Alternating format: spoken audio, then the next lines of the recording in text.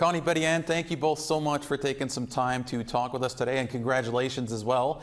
Connie, I'll start with you. I mean, a Pulitzer and a Peabody, like those are very prestigious awards. What do those honors mean to you?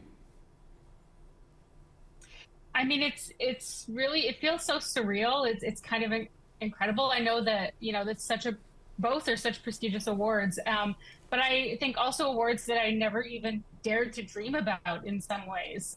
So I'm absolutely thrilled, and I think our whole team is just also really excited by the fact that this means that more people will get to hear our podcast and hear the voices and the stories of the survivors who bravely shared them with us. And Betty Ann, I'll ask you the same question as well. What does it mean to you? It's the same thing that Connie said, that it was just unbelievable. It doesn't feel like we exist in the same universe as awards like that.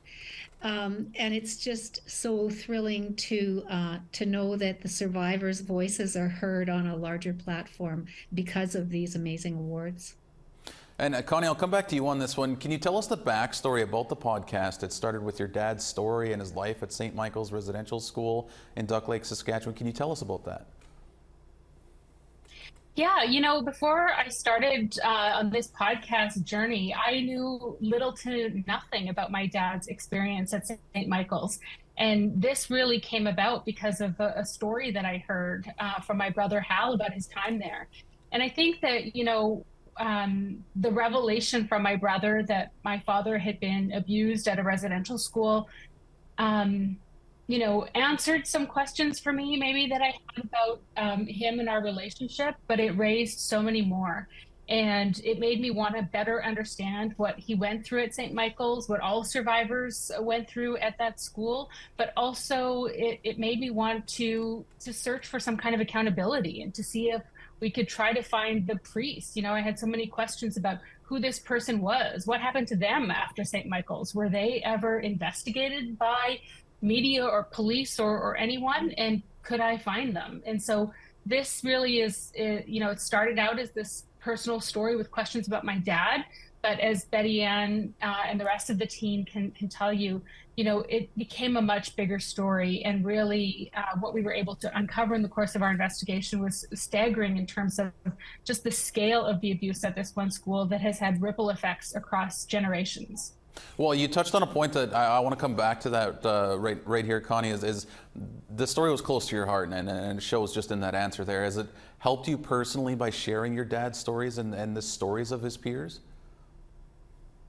Yeah, I mean, absolutely, I think that it has helped, but I'm not going to sugarcoat it. Like, this is a very difficult story. I think that my dad wasn't the only residential school survivor in my family. Like, all of his brothers and sisters went to residential school. Both sets of my grandparents went to residential school, but we didn't talk about this. This is something that I think has remained hidden in so many families for so long.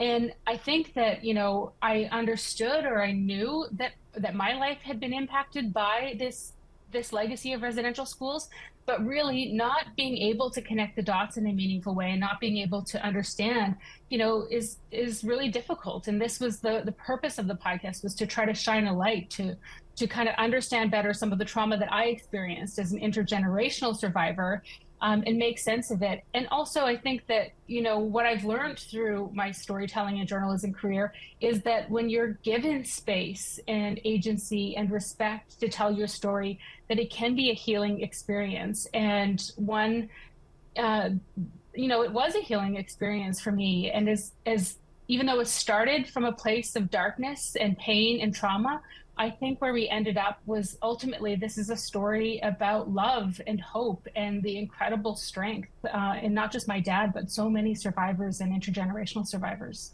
That's really well said, Connie. And Betty Ann, I'll come to you for this question. You're a 60 Scoop survivor, and your story was told in the documentary Birth of a Family. Why did you want to work on this project with Connie?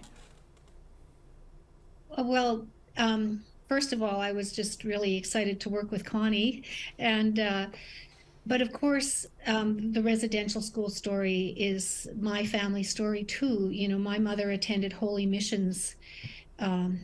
Angels Mission in Fort Chip, and and her life was impacted by it. And I believe that the fact that all of her children were scooped and spread out to live our lives apart from each other all these years was a direct result of her residential school experience too. And I think that for most Indigenous people in Canada, we can trace some lineage to those schools and the effect that it's had on our families. Well, Connie, Betty Ann, it's great to have two Indigenous journalists honored like this. Congratulations to the both of you, and thank you so much again for taking a few minutes out of your day to speak with us. Thank you so much for having us. Thank you.